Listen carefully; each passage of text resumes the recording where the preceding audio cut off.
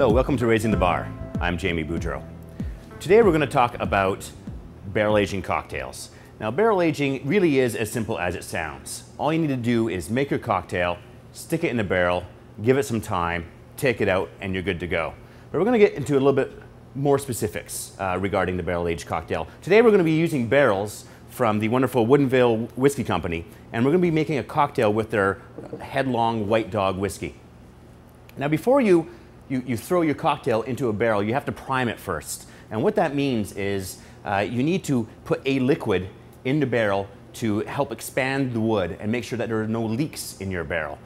Now, you can use whatever you want. I'm a big fan of water because that's the cheapest when it starts leaking out all over the place. And it will leak out all over the place.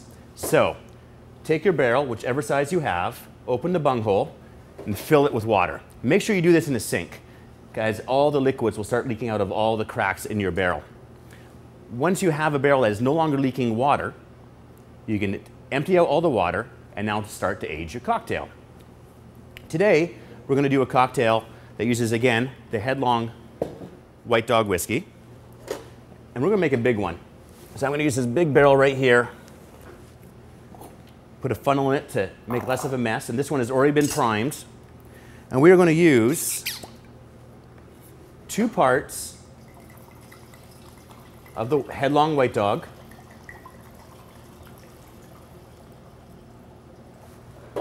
and in this case, parts are going to be bottles.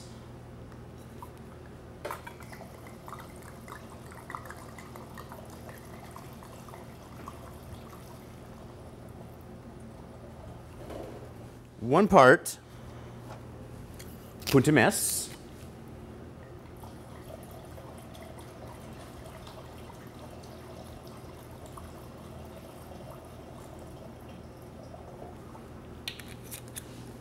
And a half part maraschino liqueur. Now, some of you may recognize this as a twisted version of a wonderful cocktail called a Red Hook. And it is indeed a twisted version of that same cocktail. And we're going to call this one a Whitehook, since we're starting off with white whiskey and not finished at whiskey. And so what we're going to do, after we get all the spirit in there, and I'm going to actually fill up this barrel. I'm not just putting 2 bottles in this huge barrel.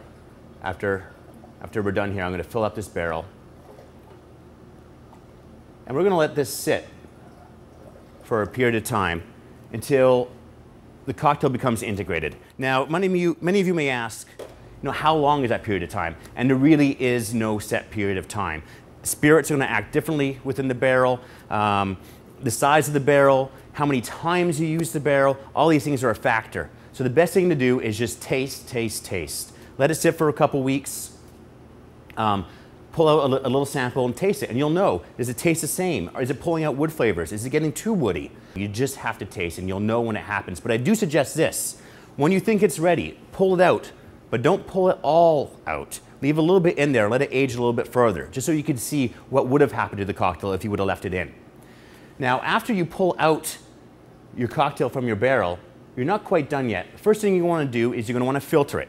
And through a cheesecloth is usually the best way. You're going to get little bits of char from the inside of the barrel. Remember, the inside of these bourbon barrels are charred, so you can get little bits of wood and little bits of char. You want that separated from your cocktail. Then the last thing you're going to want to do is you're going to want to store it in either your old bottles or in other glass jars. And you want to let it sit and rest for at least a week, up to a month. And this is going to help integrate your flavors a lot more.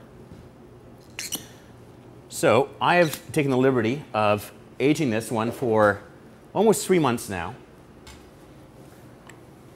And we were left with this wonderful, beautiful spirit right here. And we just tasted this today. And it's so good that I don't want to actually make a cocktail with it. I'm actually going to serve this as is, so you can sip straight. And there you have it, aged cocktails.